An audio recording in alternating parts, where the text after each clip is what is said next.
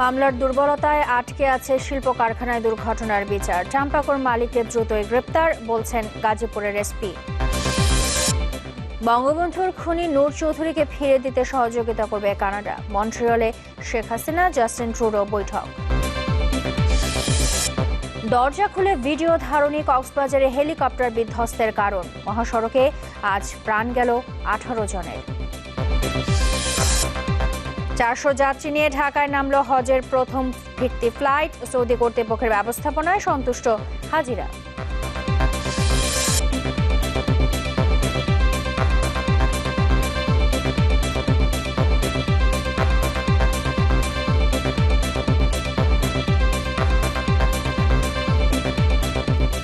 আমন্ত্রণ নিউজ 24 দর্শক শিরোনাম শুনছিলেন, আপনাদের সাথে আছি আমি নুসরাত হক এবং ফারাবি হাফিজ। আরএফএল ওয়াটার পাম্প, পানি দেবে টেনশন নয়। স্পেকট্রাম থেকে রানা প্লাজা, তাজরিন থেকে টাম্পাকো, দেশের শিল্প কারখানায় দুর্ঘটনায় গত 12 বছরে প্রাণ গেছে 1,500-এর বেশি মানুষের, কিন্তু এর একটি ঘটনারও এখন পর্যন্ত বিচার শেষ হয়নি। ক্ষতিপূরণ নিয়েও হতাশা কাটেনি হতাহতদের পরিবারে।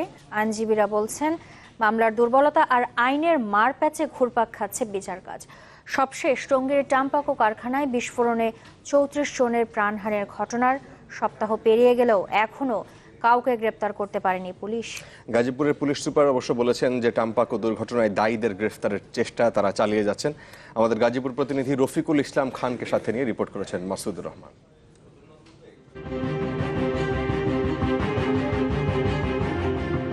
আগুন অথবা ভবন ধসে মৃত্যু, এমন নিয়তি মেনেই যেন গার্মেন্টস কারখানায় কাজ করতে আসেন শ্রমিকরা। গত 12 বছরে বিভিন্ন গার্মেন্টস কারখানায় দুর্ঘটনায় নিহত হয়েছেন প্রায় 1500 শ্রমিক। এর মধ্যে সাভারের রানা প্লাজায় প্রাণ গেছে 1100-এরও বেশি মানুষের। আর এসব দুর্ঘটনায় পঙ্গুত্ব বরণ করেছেন 1000-এরও বেশি, যার সবশেষ শিকার গাজীপুরের টাম্পাকো ফয়েলস কারখানা। প্রতিটি দুর্ঘটনার পরই মামলা হয়েছে, কিন্তু এক যুগেও একটি ঘটনার বিচারও আলোর মুখ দেখেনি। আটকে আছে সবগুলো মামলার বিচার। ব্যতিক্রম নয় টাম্পাকোর ঘটনাও। যথারীতি এই ঘটনায়ও মামলা হয়েছে, কিন্তু এখনো ধরাছোঁয়ার বাইরে কারখানার মালিক। মামলা রুজু হয়েছে, আমরা তদন্ত কাজ চালিয়ে যাচ্ছি এবং আমাদের কাছে প্রাথমিকভাবে মনে হয়েছে মালিকের গাফিলতি আছে এবং আমরা তাকে শীঘ্রই গ্রেপ্তার করব। তৈরি পোশাক খাতে এ ধরনের মৃত্যুর ঘটনায় দায়ের করা মামলার কেন বিচার হচ্ছে না তা নিয়ে সুপ্রিম কোর্টের একজন আইনজীবী বলছেন, সঠিকভাবে মামলা দায়ের না হওয়াই এর বড় কারণ। টাম্পাকোর আজকে 7 দিন পার হয়ে গেল, কিন্তু কেউ গ্রেফতার হননি। কে মামলা করছেন কার বিরুদ্ধে? যাদের বিরুদ্ধে মামলা হচ্ছেন তারা কোনো না কোনোভাবে দেখা যাচ্ছে কি ক্ষমতার সহযোগী। এটা অসম্ভব ব্যাপার। আপনি যে পরিমাণে জঙ্গি পর্যন্ত ধরে ফেলছেন আর এই টাম্পাকোর মালিককে ধরতে পারছেন না। কোথাও না কোথাও একটা রিল্যাক্টেন্সি আছে ধরার ক্ষেত্রে, সিরিয়াসলি এদেরকে বিচারের মুখোমুখি করার ক্ষেত্রে কোথাও না কোথাও বোধহয় এক ধরনের অনীহা সবার মধ্যে এক ধরনের কাজ করে। যদিও পোশাক খাতে এ যাবৎকালের সবচেয়ে ভয়াবহ রানা প্লাজা ট্র্যাজেডির পর নিহত ও আহতদের পরিবারকে ক্ষতিপূরণের মানদণ্ড নির্ধারণের নির্দেশ দিয়েছিলেন হাইকোর্ট। ঢাকা বিশ্ববিদ্যালয়ের অর্থনীতির অধ্যাপক এম আকাশের নেতৃত্বে সেই কমিটি আদালতে তাদের রিপোর্টও দিয়েছে বছর 2 আগে, কিন্তু আইনি জটিলতায় আলোর মুখ দেখেনি সেই রিপোর্ট। আর তাই শ্রমিকদের বিচার ও ক্ষতিপূরণ না পাওয়া নিয়ে হতাশ এই অধ্যাপক। যিনি মারা গেলেন তার বউ, তার পুত্রকন্যার ভরণ পোষণের জন্য কীরকম খরচ লাগে, এইসব তার চিকিৎসার জন্য কত টাকা লাগে, তার দাফন কাফনের জন্য কত টাকা লাগে, এসব সামগ্রিক হিসাব করে 18 লাখ থেকে 10 লাখ পর্যন্ত এরকম একটা রেঞ্জে নানা রকম ক্ষতিপূরণ নির্ধারিত হয়েছে। এটা আমরা কোর্টের নির্দেশে করেছিলাম। কোর্ট এটা আমাদের কাছে চেয়েছিল, তারপরে আমরা এটা কোর্টকে দিয়েছি, কিন্তু কোর্টে গিয়ে এটা আর কার্যকরী হয়নি। স্পেকট্রাম থেকে এই পর্যন্ত কোনো মালিকের কিন্তু কোনো শাস্তি হয়নি। এটা অবশ্যই একটা হতাশার জায়গা।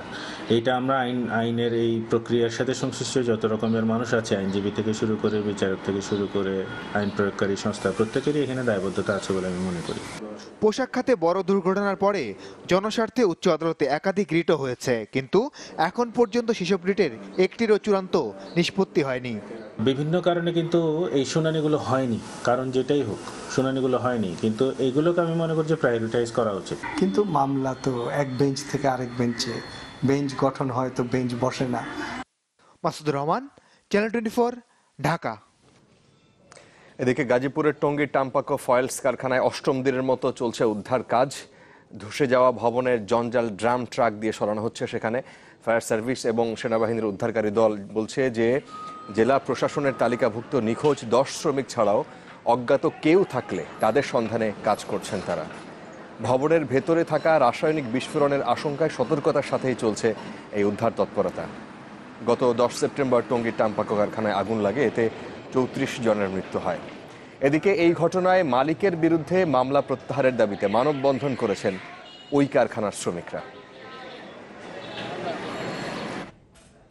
বঙ্গবন্ধুর আত্মস্বীকৃত খুনি নূর চৌধুরীকে ফেরত পাঠানোর উপায় খুঁজতে সম্মত হয়েছে কানাডা। মন্ট্রিয়লে দেশটির প্রধানমন্ত্রী জাস্টিন ট্রুডোর সাথে প্রধানমন্ত্রী শেখ হাসিনার বৈঠকের পর একথা জানান পররাষ্ট্রমন্ত্রী ও প্রধানমন্ত্রীর প্রেস সচিব। এছাড়া মুক্তিযুদ্ধে অবদানের জন্য কানাডার সাবেক প্রধানমন্ত্রী পিয়েরে ট্রুডোকে মরণোত্তর সম্মাননা জানিয়েছে বাংলাদেশ। আর গ্লোবাল ফান্ড সম্মেলনে প্রাণঘাতী রোগ প্রতিরোধে সব দেশকে একসাথে কাজ করার আহ্বান জানান শেখ হাসিনা। জাতির জনক বঙ্গবন্ধু শেখ মুজিবুর রহমানের আত্মস্বীকৃত খুনি নূর চৌধুরী 96 সাল থেকে আত্মগোপনে কানাডায়। মৃত্যুদণ্ডপ্রাপ্ত এই আসামিকে দেশে ফেরানোর চেষ্টা সফল হয়নি 20 বছরেও। এবার প্রধানমন্ত্রী শেখ হাসিনার কানাডা সফরে খুলতে যাচ্ছে সেই প্রক্রিয়ার দ্বার। মন্ট্রিয়ালে দুদেশের প্রধানমন্ত্রী শেখ হাসিনা ও জাস্টিন ট্রুডোর বৈঠক শেষে পররাষ্ট্র সচিব শহীদুল হক ও প্রধানমন্ত্রীর পেশ সচিব ইহসানুল করিম দিলেন তেমনই ইঙ্গিত। তারা জানান নূর চৌধুরীকে ফেরত দেওয়ার উপায় খুঁজতে সম্মত হয়েছেন কানাডার প্রধানমন্ত্রী। দুদেশের প্রধানমন্ত্রীর বৈঠকের পর মুক্তিযুদ্ধ অবদানের জন্য কানাডার সাবেক প্রধানমন্ত্রী পিয়েরে ট্রুডোকে সম্মাননা পদক দেয় বাংলাদেশ। পিয়েরে ট্রুডোর ছেলে ও কানাডার বর্তমান প্রধানমন্ত্রী জাস্টিন ট্রুডোর হাতে মরণোত্তরে পদক তুলে দেন প্রধানমন্ত্রী শেখ হাসিনা। এর আগে 5th গ্লোবাল ফান্ড রিপ্লেনিশমেন্ট কনফারেন্সে বক্তব্য রাখেন প্রধানমন্ত্রী শেখ হাসিনা। এইডস, যক্ষ্মা ও ম্যালেরিয়ার মতো রোগ প্রতিরোধে সব দেশের সমন্বিত উদ্যোগের আহ্বান জানান তিনি। তুলে ধরেন নিজ দেশে নেওয়া বিভিন্ন পদক্ষেপও। Access to health care is critically important for our society. My government attaches high priority to health security by investing in health infrastructures, products and services. We expect Global Fund to support us in our efforts. নারী নির্যাতন প্রতিরোধে বাংলাদেশের zero টলারেন্সের কথাও কনফারেন্সে দৃঢ়ভাবে তুলে ধরেন প্রধানমন্ত্রী Sheikh Hasina. It needs commitment. Faizul Islam, channel 24। তৈরি হচ্ছে পদ্মা সেতু। এই গৌরবের অংশীদার হতে পেরে আমরা গর্বিত। আনোয়ার সিমেন্ট। জঙ্গি দমনে বাংলাদেশকে পূর্ণ সহযোগিতা দিতে চায় ভারত। রাজধানীর ডেইলি স্টার ভবনে বাংলাদেশ ভারত সম্পর্ক বিষয়ক আলোচনায় এই কথা জানিয়েছেন ভারতের ডেপুটি হাইকমিশনার আদর্শ সোয়াইকা। তবে অনুষ্ঠানে অর্থনীতিবিদ রেহমান সোবহান বলেছেন যে বাংলাদেশ রাষ্ট্র গঠনের পর থেকে দুই দেশের সম্পর্ক নিয়ে নানান রকমের সংলাপ হয়েছে, কিন্তু এখন পর্যন্ত কাঙ্ক্ষিত রূপ পাওয়া যায়নি। আর প্রধানমন্ত্রীর অর্থ উপদেষ্টা মশিউর রহমানের মত হচ্ছে যে দুই দেশের বাণিজ্য সম্পর্কের অনেক সুবিধাই আদায় করতে পারেনি বাংলাদেশ।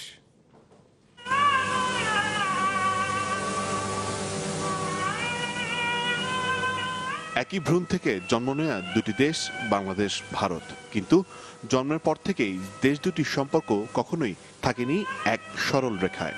সবসময় তা ছিল অম্লমধুর।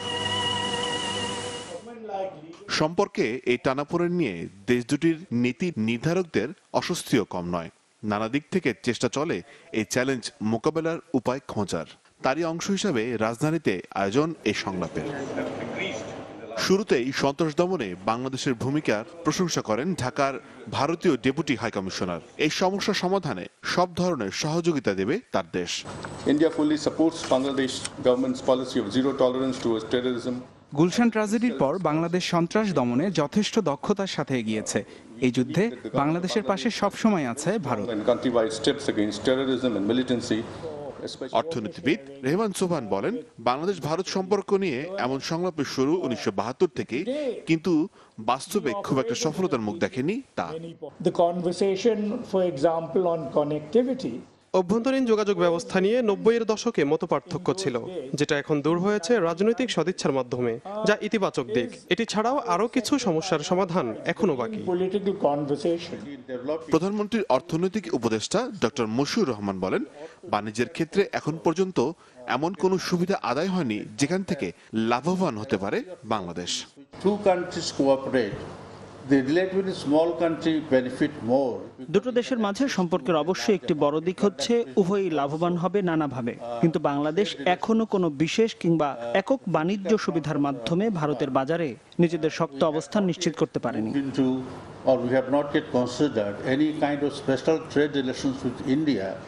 একদিনের এই সংলাপ যৌথভাবে আয়োজন করেছে ইংরেজি দৈনিক দ্য ডেইলি স্টার ও বেসরকারি সংস্থা IPAG। মোকসুদ হাসিব, চ্যানেল 24, ঢাকা। এবার বেঙ্গল প্লাস্টিকের সৌজন্যে ঢাকায় ফেরার খবর।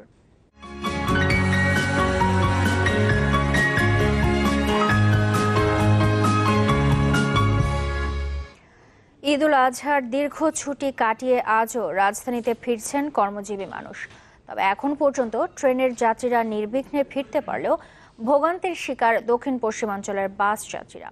দৌলদিয়ায় একটি ফেরিঘাট অচল থাকায় নদী পার হতেই অপেক্ষা করতে হচ্ছে ঘন্টার পর ঘন্টা। এই ঝামেলা এড়াতে অনেকেই বেছে নিচ্ছেন মাওয়া কাউরাকান্দি নৌরুট। এই সুযোগে স্পিড বোটে বাড়তি ভাড়া আদায় করা হচ্ছে। ঈদের সব ধরনের ছুটি শেষ, জনস্রোত এখন ঢাকামুখী। সম্পর্কের মায়া কাটিয়ে জীবন জীবিকার তাগিদে কর্মস্থল রাজধানীতে ফিরছেন হাজারো মানুষ। দু একটি ব্যতিক্রম ছাড়া রেলপথে যাত্রা ছিল বেশ নির্বিঘ্ন, তাই খুশি যাত্রীরা। আমি তো মনে করছিলাম অনেক খারাপ, ভিড়ের মধ্যে পড়বো, কিন্তু আসলে অতটা ভিড় হয়নি। যেহেতু এখানে একটা সার্ভিস করতেছেন, তো গ্রামে ওই ফ্যাসিলিটিসটা তো নাই, তো সো আপনাকে দিন শেষে আসতেই হবে আর কি। ইচ্ছা হয় না, তারপরে তো আসতেই হয়, কি করব। তবে যে কয়েকদিন থাকলাম খুব উপভোগ করলাম। তবে এবারও ভোগান্তি সঙ্গী হয়েছে দক্ষিণ পশ্চিমাঞ্চলের যাত্রীদের। তারা ঢাকায় ফিরেছেন নির্ধারিত সময়ের কয়েক ঘন্টা পর। তবে অন্যান্য রুটের যাত্রীরা ফিরেছেন স্বাচ্ছন্দ্যেই। টেলিভিশন স্ক্রলে দেখা গেল যে 6 কিলোমিটার যানজট। এরপর আমাদের বন্ধু বান্ধব যারা এর আগে ঢাকা রওনা দিয়েছে তাদের সাথে কথা বললাম, তারা বলছে প্রচণ্ড জ্যাম। আমরা খুব ভালোভাবেই এসেছি। আমরা অ্যাকচুয়ালি টাঙ্গাইলেও কোনো জাম পাইনি। হাটের তো সরকারের ব্যবস্থা মোটেই ভালো হচ্ছে না। এই দুর্যোগে 10 ঘন্টা 12 ঘন্টা পর্যন্ত থাকলাম ঘাটে, 16 ঘন্টাও থাকিছি ঘাটে। দৌলতদিয়ায় নদী পার হতে অপেক্ষা করতে হয়েছে ঘন্টার পর ঘন্টা। আমরা দেখলাম যে আমাদের জনগণের যে দুর্ভোগ, এটা জানি না কোন দিন শেষ হবে। মোংলাপাড়ের থেকে ছাড়তে হলো 8টা বাজে, আর এখানে আসছি রাতের 11:30 থেকে আসতে আমার ফেরি পাই নেই। এই রুটের যাত্রীদের অভিযোগ, প্রতিবার ঈদেই ফেরি আর ঘাট সংকটে এমন দুঃসহ ভোগান্তিতে পড়তে হয় তাদের। নাফিউল ইসলাম লিঙ্কন, চ্যানেল 24, ঢাকা। ট্রেনে ঢাকায় ফেরা মানুষের খবর জানাতে কমলাপুর রেল স্টেশন থেকে সরাসরি যোগ দিচ্ছেন হাসান শুভ্র। শুভ্র, রিপোর্টে আমরা যেমনটি দেখছিলাম, ট্রেনে করে যারা ঢাকায় ফিরছেন তারা মোটামুটি স্বস্তিই প্রকাশ করেছেন। তো ট্রেন তো মনে হয় সময় মতোই আসছে রেল স্টেশনে। নুসরাত, স্বস্তি প্রকাশ করেছে মানুষ, তা ঠিক আছে, কিন্তু তারা এখানে আসছেন ঈদের ছুটি কাটিয়ে, সেই কারণে স্বস্তি প্রকাশ করেছে। কিন্তু আমি যদি শিডিউল বিপর্যয়ের কথা বলি, তাহলে সেই শিডিউল বিপর্যয়ের যে একটি ধরাবাঁধা নিয়ম বা যে ধারাবাহিকতা সবসময় চলে আসছিল ট্রেনে, এবারও কিন্তু তার ব্যতিক্রম নয়। গতকালকেও আমরা দেখিয়েছি প্রত্যেকটা ট্রেনই 3 থেকে 4 ঘন্টা, অন্তত 2 ঘন্টার কমে কোনো ট্রেনে শিডিউল বিপর্যয় ছিল না। আজকেও যে ট্রেনগুলো ঢাকায় পৌঁছাচ্ছে সেগুলোতেও কিন্তু চরমভাবে শিডিউল বিপর্যয় রয়েছে। আমি আপনাকে একটু বলি, এইমাত্র যে ট্রেনটি এসেছে বলাকা এক্সপ্রেস, যেটি এখানে পৌঁছার কথা ছিল আরও 2 ঘন্টা আগে, সেটি এখন এসেছে এখানে 7টার পরে। আর এছাড়াও আরও 2 একটা তথ্য আমি আপনাকে জানিয়ে রাখি, যেটা দিনাজপুর থেকে দ্রুতযান এক্সপ্রেস যেটি ছেড়ে আসে, ওই ট্রেনটি এখানে পৌঁছানোর সময়সীমা ছিল 5:55 বিকেল, কিন্তু সেটার এখন পৌঁছানোর সম্ভাব্য সময়সীমা ধরা হচ্ছে 8:15। তার মানে 2 ঘন্টা 20 মিনিট দেরি এখানে ধরা হচ্ছে। এছাড়াও চিত্রা এক্সপ্রেস যেটি খুলনা থেকে ছেড়ে এখানে পৌঁছানোর কথা ছিল 6:20, এখন 7টার উপরে বাজে, এখনও পৌঁছায়নি সেটি। আর এটা পৌঁছানোর সম্ভাব্য সময়সীমা ধরা হয়েছে 8:50, কিন্তু এটাও অতিক্রম করতে পারে। তার মানে এই ট্রেনও প্রায় 2.5 ঘন্টা দেরিতে পৌঁছানোর সম্ভাব্য সময়সীমা ধরা হয়েছে। এভাবেই আজকে যে ট্রেনগুলো আমি এখন পর্যন্ত এখানে আসার পর দেখেছি, 3 থেকে 4টি ট্রেন এসেছে। সবগুলো ট্রেনের যাত্রীদের সাথে আমি কথা বলেছি, তারা বলছেন যে প্রত্যেকটা ট্রেনই 2 থেকে 2.5 ঘন্টা দেরিতে তাদের যে গন্তব্য, যেখান থেকে তারা ছেড়ে আসছেন সেখানে পৌঁছাচ্ছে, এবং যথারীতি এই ঢাকা রেল স্টেশনে আসতেও তাদের সেখানে 2 থেকে 2.5 ঘন্টা 3 ঘন্টা পর্যন্ত দেরি হচ্ছে। তার ফলে যেটা হচ্ছে যে এখান থেকে যারা ওইসব ট্রেনে চড়ে তাদের নিজস্ব গন্তব্যে ছুটে যাবেন, এই ঈদ পরবর্তী ছুটি কাটাতে তারাও কিন্তু এখানে প্রায় 2.5 থেকে 3 ঘন্টা বিলম্বে এখান থেকে চলে যেতে হচ্ছে। তার মানে যারা আসছেন বা যাচ্ছেন তাদের মধ্যে যদিও ঈদ ছুটির একটা স্বস্তি কাজ করে, তারপরেও ট্রেনের যে শিডিউল বিপর্যয়ের যে বিষয়টি সেটি থেকে কিন্তু তারা বেরিয়ে আসতে পারছেন না। তারা বলছেন যে এই ঈদকে কেন্দ্র করে অন্তত যাতে সারা বছর যে ট্রেনের শিডিউল বিপর্যয় থাকে সেটি থেকে বেরিয়ে এসে অন্তত এই ঈদের সময়টায় যাতে এই শিডিউল বিপর্যয় আর না হয় এ ব্যাপারে যথাযথ কর্তৃপক্ষের যথাযথ পদক্ষেপ চাচ্ছেন। এই ট্রেনে চড়া যে যাত্রীরা রয়েছেন বিভিন্ন গন্তব্যে ছুটে যান কমলাপুর রেল স্টেশন থেকে, সেসব যাত্রীরা তারা বলছেন শিডিউল বিপর্যয়ের যে বিষয়টি সেটি যাতে দ্রুত কাটিয়ে ওঠা যায়, কর্তৃপক্ষ ব্যবস্থা নেবে দ্রুততর সময়ের মধ্যেই। নুসরাত। শুভ্র, ধন্যবাদ আপনাকে। হাসান শুভ্র আমাদের সাথে যোগ দিয়েছিলেন কমলাপুর রেল স্টেশন থেকে। ঈদ যাত্রা মানে যেমন সড়ক মহাসড়কের দুর্ভোগ, ঈদ শেষে কর্মস্থলে ফেরার পথে তেমনি যেন অবধারিত মৃত্যুর মিছিল। আজও দেশের বিভিন্ন স্থানে নিহত হয়েছেন 24 জন। এর মধ্যে টাঙ্গাইলেই মৃত্যু হয়েছে 11 জনের। এছাড়া ঢাকা, শেরপুর, সিলেট, গোপালগঞ্জ, বাগেরহাট, ঝালকাঠি ও ভোলায় প্রাণ গেছে আরও 17 জনের। এসব দুর্ঘটনার জন্য চালকদের বেপরোয়া গতিকে দায়ী করছেন সড়ক পরিবহন ও সেতুমন্ত্রী। শনিবার সকালে একটি যাত্রীবাহী বাস কুড়িগ্রাম থেকে ঢাকায় আসছিল আর টাঙ্গাইল যাচ্ছিল ইট বোঝাই একটি ট্রাক। পথে মির্জাপুরের ইচাইল এলাকায় যানবাহন দুটির মুখোমুখি সংঘর্ষ হয়। এতে ঘটনাস্থলে এক নারী ও এক শিশু নিহত হন। হাসপাতালে নেয়ার পথে মারা যান আরও একজন। এছাড়া চিকিৎসাধীন অবস্থায় মৃত্যু হয় আরও 2 জনের। আহতদের মির্জাপুর কুমুদিনী হাসপাতালে চিকিৎসা দেয়া হচ্ছে। ঢাকা মহাসড়কের ইচাইল নামক স্থানে ইটের ট্রাক আর একটি জামালের বাস সংঘর্ষ হয়। মুখোমুখি সংঘর্ষে 2 জন স্পট ডেথ হয়, একজন শিশু সহ 17-18 জনের মতো আহত হয়। তাদের প্রত্যেককে চিকিৎসার জন্য কুমুদিনী মেডিকেল কলেজ হাসপাতালে ভর্তি করা হয়েছে।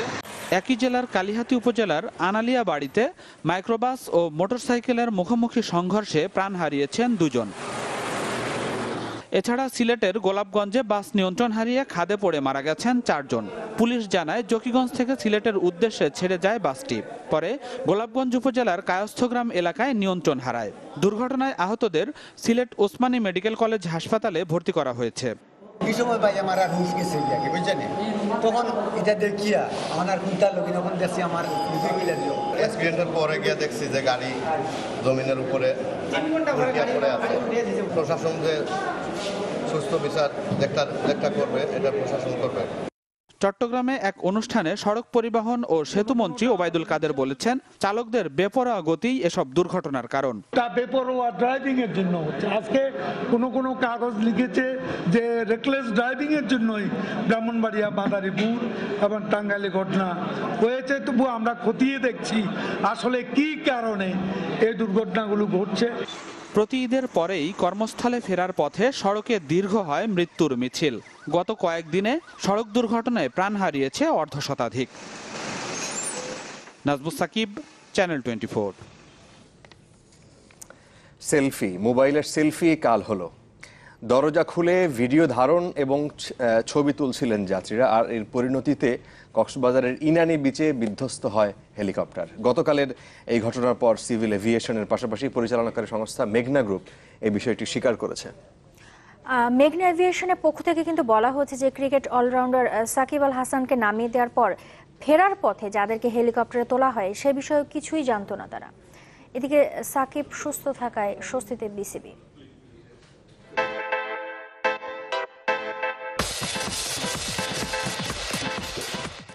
সময়ের সাথে বেড়েছে নিত্য প্রযুক্তির ব্যবহার, সাথে পাল্টেছে মানুষের আত্মপ্রকাশের ধরন, যার একটি সেলফি। সেলফিতে ভিন্নতা আনার চেষ্টার কমতি নেই হালের ফ্যাশন সচেতনদের। মেঘনা এভিয়েশনের যে প্রাইভেট হেলিকপ্টার বিধ্বস্ত হলো উখিয়ার ইনানি বিচে, তার কারণ হিসেবে বলা হচ্ছে দরজা খুলে ভিডিও ধারণ আর সেলফি তোলা। বিষয়টি নিশ্চিত করেছে সিভিল এভিয়েশন। এটি নিশ্চিত করেছেন মেঘনা গ্রুপের মার্কেটিং ম্যানেজার। ইতিমধ্যে ঢাকা থেকে হেলিকপ্টার বিশেষজ্ঞ এসেছিলেন, সাথে সিভিল এভিয়েশনের কর্মকর্তাবৃন্দ এসেছিলেন। প্রাথমিকভাবে যেটা জানতে পেরেছি, যাত্রীদের কয়েকজন হেলিকপ্টার থেকে ভিডিও করছিল এবং হেলিকপ্টারটা নিচ দিয়ে যাচ্ছিল। মেঘনা এভিয়েশনের flight operation officer Saiful Alam জানান, অনুমতি না থাকলেও কপ্টারটি অবতরণ করে ইনানিতে। ফেরার পথে যাদের ঢাকার পথে তোলা হয় সে বিষয়েও কিছুই জানত না কর্তৃপক্ষ। কক্সবাজার পর্যন্ত আমাদের ছিল, কক্সবাজারের পরে ইরানি যে এটা ওটার পারমিশন ছিল না। ইনানিতে কোনো পারমিশন ছিল না, ইরানি বা অন্য কোনো জায়গা থেকে সেটা কোনো পারমিশন, মানে পারমিশন ছাড়া অতিরিক্ত প্যাসেঞ্জার নিয়েছিল আসার সময়, তাই তো? জি জি, এটা কখনো এলাও করা যায় না।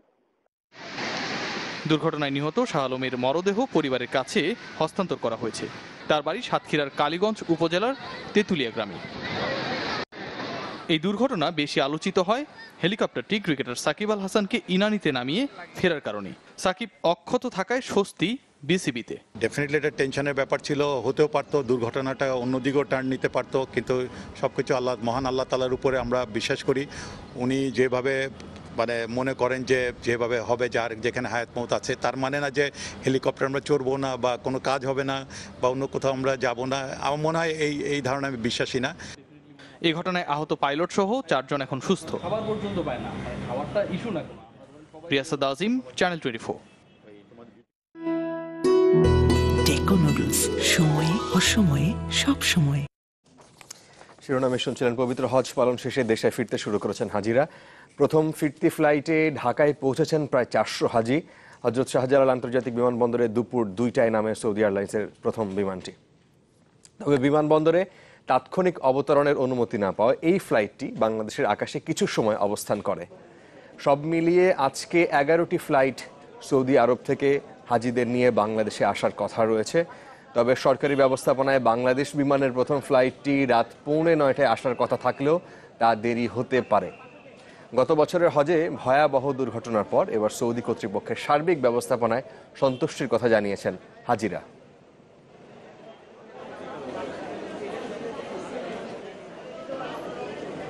গতবারের দুর্ঘটনার কারণে এবার সম্ভবত সৌদি সরকার অনেক চেষ্টা করছিল যাতে নিরাপদ হয় সবাই, এই জন্য যেমন জামারায় সময় নির্ধারণ করে দেওয়া হয়েছিল, তারপরে আপনার তাঁবু থেকে বের হতে দিচ্ছিল না সবাইকে। এগুলোর জন্য হয়তো কিছু বিড়ম্বনা হয়েছে, কিন্তু আলহামদুলিল্লাহ ঠিক মতো হয়েছে। আমাদের লোক হারাই গেছিল, হারাই যাওয়ার পরে আমার বাংলাদেশে যারা ওই পোশাকধারী বাংলাদেশি লেখা আছে হজ সহযোগী আর কি, ওদের কাছে আমরা সহযোগ পাইছি, ওরা নিয়ে আমাদেরকে ওই হজ ক্যাম্পে পৌঁছে দিয়েছে। রাজধানী মতিঝিলের এজিবি কলোনিতে দুর্বৃত্তদের গুলিতে আহত 2 যুবলীগ কর্মীর মধ্যে একজন মারা গেছেন। তার নাম রিজভি হাসান বাবু। ভোরে অ্যাপোলো হাসপাতালের চিকিৎসকরা তাকে মৃত ঘোষণা করে। পুলিশ জানায় গতকাল রাতে মতিঝিল এজিবি কলোনির 19 নম্বর ভবনের পাশে আইডিয়াল জোন ক্লাবে আড্ডা দিচ্ছিলেন যুবলীগ কর্মী রিজভি হাসান বাবু ও হাসানুল হক ইমন। রাত 11টার দিকে কয়েকজন তাদের লক্ষ্য করে গুলি ছুড়ে পালিয়ে যায়। আহত অবস্থায় দুজনকে ঢাকা মেডিকেল কলেজ হাসপাতালে নেওয়া হলে চিকিৎসকরা বাবুর অবস্থা আশঙ্কাজনক বলে জানান। পরে তাকে নেওয়া হয় স্কয়ার হাসপাতালে, কিন্তু সেখানকার চিকিৎসকরা তাকে অন্যত্র নেওয়ার পরামর্শ দেন। এরপর তাকে নেওয়া হয় অ্যাপোলো হাসপাতালে, সেখানে তাকে মৃত ঘোষণা করা হয়।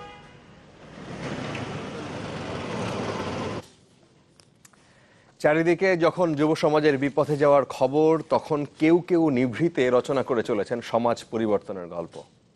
কুড়িগ্রামের নাগেশ্বরী উপজেলার বিশ্বজিৎ বর্মন, যার উদ্যোগে বাল্য বিয়ের অভিশাপ থেকে মুক্তি পেয়েছে হাজারো কিশোরী, আর নিরক্ষরতা ভুলে শিক্ষার আলোর পরশ পেয়ে চলেছেন হত দরিদ্র অসংখ্য মানুষ। কুড়িগ্রাম ঘুরে এসে সেই জনহিতৈষী তরুণের কথা জানাচ্ছেন সাদ বিন শফিক। সঙ্গে ছিলেন স্থানীয় প্রতিনিধি গোলাম মাসুদ, আর ক্যামেরায় ছিলেন তারিকুর ইমরান। জগতে একটা নতুন দিক উন্মোচিত হয়েছে। এটি ঘটেছে দুইভাবে। প্রথমত, মোস্তানা খাতুন এখন 10ম শ্রেণীতে পড়ে, কিন্তু তার গল্পটা অন্যরকম হতে পারত। পরিবর্তন হয়েছে, দেখা যাক বিনোদন গ্রহণের প্রক্রিয়ায়। টানাটানি সংসারে দিনমজুর বাবা তাকে বসিয়ে দিয়েছিলেন বিয়ের পিঁড়িতে। তখন কতই বা বয়স তার, সবে 4র্থ শ্রেণীতে, কিন্তু সে যাত্রায় এগিয়ে আসেন বিশ্বজিৎ নামের এক যুবক। কাঁধে তুলে নেন মোস্তানা খাতুনের লেখাপড়ার দায়িত্ব। বাড়িতে আয়োজন করা হয়েছে সব, কিন্তু বরপক্ষ আসেনি। তার আগেই বিশ্বজিৎ স্যার আমাদের বাড়িতে এসেছিল। আসার পর তিনি সব সমস্যা বলার পর তিনি আমার দায়িত্ব নিলেন। আমি ভবিষ্যতে এই বাল্যবিবাহ যাতে আমাদের এইদিকে সারা বিশ্বে যাতে না হয়, আর সেই বিষয় নিয়ে আমি কাজ করতে যাচ্ছি। বর্তমানকার মনে হয় লেখাপড়া না হলে কোনো দাম থাকে বাচ্চা কোচা, তার কষ্টের উপরেও তারপরেও লেখাপড়া শিখতে গেছে। কুড়িগ্রামের নাগেশ্বরী উপজেলার নাখারগঞ্জ ইউনিয়নে কুমার বিশ্বজিৎ নামটি যেন আলোকবর্তিকা। নিজ উদ্যোগে গত 9 বছরে 1000-এরও বেশি বাল্যবিবাহ বন্ধ করেছেন। এছাড়া নিজ এলাকায় যৌতুক, মাদক, নিরক্ষরতা সহ নানা সামাজিক সমস্যা দূর করার ব্রত নিয়ে অবিরাম কাজ করে চলছেন অনার্স পড়ুয়া এই যুবক। 2007 সাল থেকে আমরা এখন পর্যন্ত প্রায় 1000-এরও অধিক আমরা বাল্যবিয়ে বন্ধ করেছি আমাদের এই এলাকায়, এবং শুধু বিয়ে বন্ধ করে আমরা থেমে থাকি নাই, আমরা এই মেয়েদের পুনর্বাসনের জন্য কাজ করে যাচ্ছি। যদি আমরা এদের জন্য একটা ভালো কর্মসংস্থানের আমরা ব্যবস্থা করে দিতে পারি তাহলে এটা অনেক বড় একটা কাজ হবে। এই ইউনিয়নে বিশ্বজিতের হাতে গড়া আশার আলো পাঠশালা। এখানে কিশোর থেকে বৃদ্ধ গ্রামের দরিদ্র মানুষদের মাঝে শিক্ষার আলো ছড়িয়ে দেওয়া হয়। এই যেমন মুক্তিযোদ্ধা বিমল চন্দ্র, এতকাল ধরে তার নিরক্ষর থাকার আক্ষেপ ঘুচেছে এখানে এসেই। আমি ব্যাংকে গেছি টাকা উঠানোর জন্য, তখন ওই সিগনেচার করতে পারি না, কাকের ঠ্যাং বগের ঠ্যাংয়ের মতন হয়। আমি আসলাম, এখন সব কিছুই পারি, বাংলার নাম লেখা, এই তারপরে ইংরেজি ABCD কভার পাই। এই পাঠশালাটি মূলত একটি স্টাডি হোম। গ্রুপ স্টাডির মাধ্যমে এখানে শিক্ষার্থীদের স্কুলের পড়া তৈরিতে সাহায্য করা হয়, পাশাপাশি দেয়া হয় নাগরিক দায়িত্ব পালনে সচেতন হওয়ার দীক্ষাও। বন্ধুদের নিয়ে গড়ে তোলা একটি সংগঠনের মাধ্যমে এইসব সামাজিক কর্মকাণ্ড শুরু করেছিলেন বিশ্বজিৎ। পরে অন্যরা যে যার কাজে ব্যস্ত হয়ে পড়লেও হাল ছাড়েননি তিনি।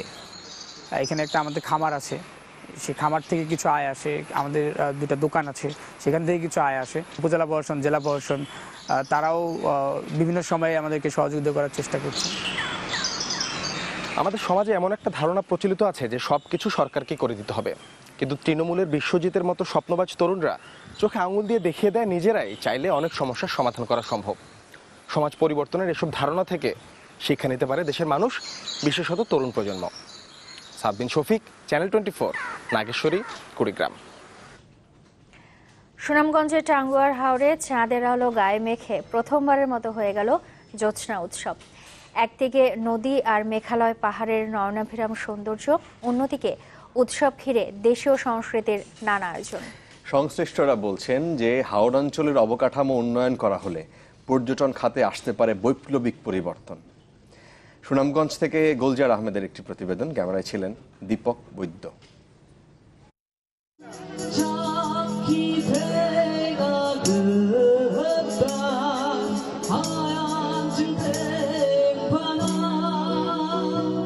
সূর্যাতের মনরাঙায় প্রতিনিয়ত সুনামগঞ্জের সেই হাওর পাড়ের মানুষের কাছে এ যেন এক অন্যরকম আনন্দের উপলক্ষ।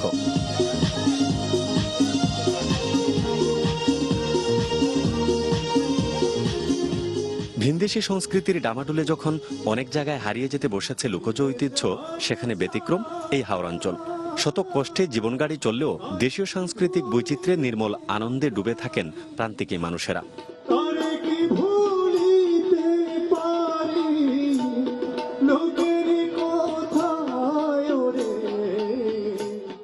জাদুকাটা নদীর তীরে বারেকের টিলা, একদিকে নদী আর মেঘালয় পাহাড়ের নয়নাভিরাম সৌন্দর্য, অন্যদিকে ক্ষুদ্র নৃগোষ্ঠীর বৈচিত্র্যময় পরিবেশনা।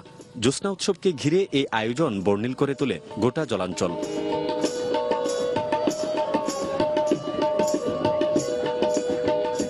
ব্যতিক্রমী এই উৎসব অদ্ভুত এক মায়ার জাল সৃষ্টি করে হাওর পাড়ে, তাই প্রকৃতির নির্মোহ টানে মুগ্ধ বেড়াতে যাওয়া নানা বয়সী মানুষ। হাওড়ে যে জ্যোৎস্নার যে সৌন্দর্যটা, সেটা আমাকে সত্যি খুব মুগ্ধ করেছে। ঈদের পর এই ফার্স্ট আর কি আমার একটা জায়গায় এসে আসলে খুব ভালো লাগছে। বারিকাটিলা এই জায়গায় যদি একটা থাকার একটা ব্যবস্থা করা যায় তাহলে এই পর্যটন স্পট হিসাবে এটা আরো অনেক বেশি আকর্ষণ করবে মানুষকে। সংশ্লিষ্টরা বলছেন পর্যটনের অপার সম্ভাবনাময় হাওড়াঞ্চল, অবকাঠামো উন্নয়ন সহ নানা পদক্ষেপ নেওয়া হলে বৈপ্লবিক পরিবর্তন আসবে পর্যটন খাতে। টাঙ্গুয়ার হাওর জীববৈচিত্র্যের আধার এবং চমৎকার এক নৈসর্গিক সৌন্দর্য রয়েছে। বারিকের টিলা এবং জাদুকার নদী মিলে যে চমৎকার রূপ সৃষ্টি হয়, সেটা দর্শকদেরকে যদি আমরা আকৃষ্ট করতে পারি তাহলে অনেক পর্যটক আমরা পাবো। হাওরে প্রথমবারের মতো জ্যোৎস্না উৎসব শুরু হয় শুক্রবার রাতে। চাঁদের মায়াবী আলোয় নাচ গানে মেতে থাকেন হাজারো মানুষ।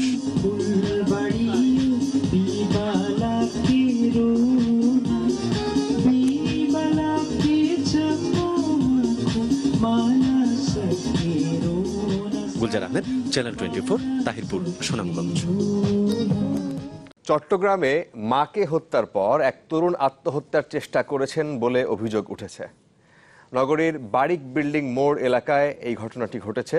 পুলিশ বলছে যে ওই তরুণের নাম সৌমিক চৌধুরী। এইচএসসি পরীক্ষায় অকৃতকার্য হওয়ার পর পুনর্নিরীক্ষণের আবেদন করেন সৌমিক। এ নিয়ে বড় ভাইয়ের সাথে কথা কাটাকাটি হয়। পরে সৌমিকের বড় ভাই কাজে চলে যান। বাসায় ফিরে সৌমিককে আহত অবস্থায় দেখতে পান। এ সময় তিনি অন্য একটি কক্ষ থেকে মায়ের মরদেহ উদ্ধার করেন। নিহতের গলা কাটা এবং শরীরের বিভিন্ন স্থানে আঘাতের চিহ্ন রয়েছে বলে বলেছে পুলিশ। মাকে হত্যার অভিযোগে সৌমিককে আটক করেছে পুলিশ। এবার লক্ষ্যমাত্রার চেয়ে প্রায় 2 লাখ পশুর চামড়া কম সংগ্রহ হয়েছে বন্দরনগরী চট্টগ্রামে। মূলত কোরবানি কিছুটা কম হওয়া, মৌসুমী ব্যবসায়ীদের অনভিজ্ঞতা আর কাঙ্ক্ষিত দাম না পাওয়ায় এখনও কেউ কেউ নিজ এলাকায় সংরক্ষণ করে রেখেছেন চামড়া। এছাড়া কিছু নষ্ট হয়ে গেছে। এসব কারণে কম সংগ্রহ হয়েছে বলে ধারণা আড়তদারদের। তাছাড়া প্রক্রিয়াজাতে খরচ বেড়ে যাওয়ায় ভালো দাম পাওয়া নিয়েও রয়েছে শঙ্কা। গেল বছর প্রায় 5 লাখ কোরবানির পশুর চামড়া সংগ্রহ হয়েছিল চট্টগ্রামে। এবার লক্ষ্যমাত্রা ছিল 5.5 লাখ। তবে এখন পর্যন্ত সংগ্রহ হয়েছে 3.5 লাখের মতো। সংশ্লিষ্টরা বলছেন কেনাবেচায় দামের সামঞ্জস্য না থাকায় এবার লোকসান গুনতে হয়েছে খুচরা ব্যবসায়ীদের। আবার ক্রেতা না পাওয়ায় নষ্ট হয়ে যায় বেশ কিছু চামড়া। অনেক খুচরা ব্যবসায়ী চামড়া সংরক্ষণ করেছেন বিভিন্ন এলাকায়। এর সাথে এবার কোরবানি কিছুটা কম হয়েছে বলেও ধারণা ব্যবসায়ীদের। ফলে কাঙ্ক্ষিত পরিমাণে চামড়া যায়নি আড়তে। আমরা 3 লাখ সংগ্রহ করছি, আরো 2 লাখ মালের মতো বাইরে রয়ে গেছে। ভারতের আমাদেরকে বছর তো গরু দেয় নাই, সব তো দেশাল গরু। গরুর দাম ছিল খুব চড়া, সবাই তো আর কোরবানি দিতে পারে না। অনেকেই চামড়ার চৌড়া দামে হাঁকে রাখার কারণে অনেক চামড়া নষ্ট হয়ে গেছে। নষ্ট হওয়ার কারণেই ওই চামড়াগুলা ওরা ক্ষতির মুখে গেছে। যে ওই 1000 টাকার চামড়া উনি কিনছে, এখন যদি চামড়াটাকে 200 টাকা দিয়ে না আনে তাহলে চামড়াটা তো পুরো মালটাই তো ওনার লস।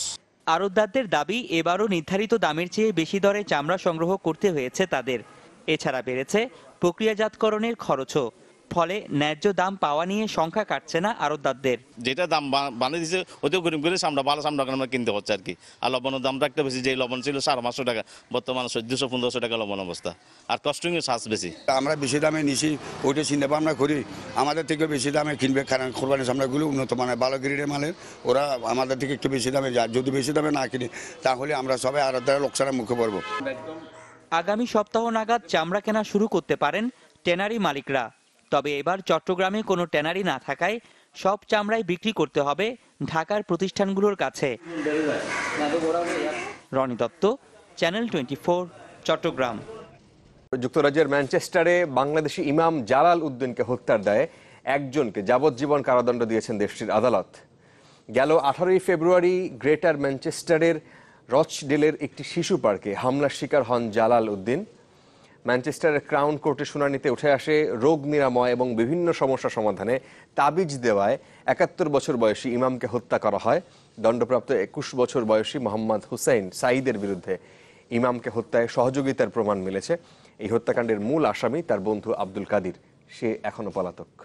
তদন্তকারীদের ধারণা, ঘটনার কয়েকদিন পর তুরস্ক হয়ে সিরিয়ায় পালিয়ে যান কাদির। প্রসিকিউটর আদালতে বলেছেন সাঈদ ও কাদির আইএসের সমর্থক এবং তাদের বিশ্বাস তাবিজ দেয়া ইসলাম বিরোধী। সাঈদকে অন্তত 24 বছর জেল খাটতে হবে। রাশিয়ার পার্লামেন্টের নিম্নকক্ষ ডুমার নির্বাচনকাল। এতে ভ্লাদিমির পুতিনের দল ইউনাইটেড রাশিয়া আবারও জয় পেতে পারে বলে বিভিন্ন জনমত জরিপে আভাস দেওয়া হয়েছে। রোববারের নির্বাচনে 450 জন সংসদ সদস্য নির্বাচিত করতে ভোট দেবে রুশ জনগণ। নির্বাচনে এবার অংশ নিচ্ছে 14টি দল, যা গতবারের তুলনায় দ্বিগুণ।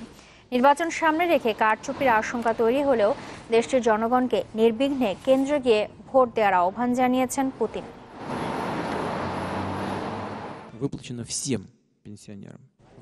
খেলার খবর। দেশের ফুটবলের বেহাল দশার মূল কারণ খেলোয়াড়দের বেশি পারিশ্রমিক পাওয়া, এমন মন্তব্য স্বয়ং বাফুফে বস কাজী সালাউদ্দিনের।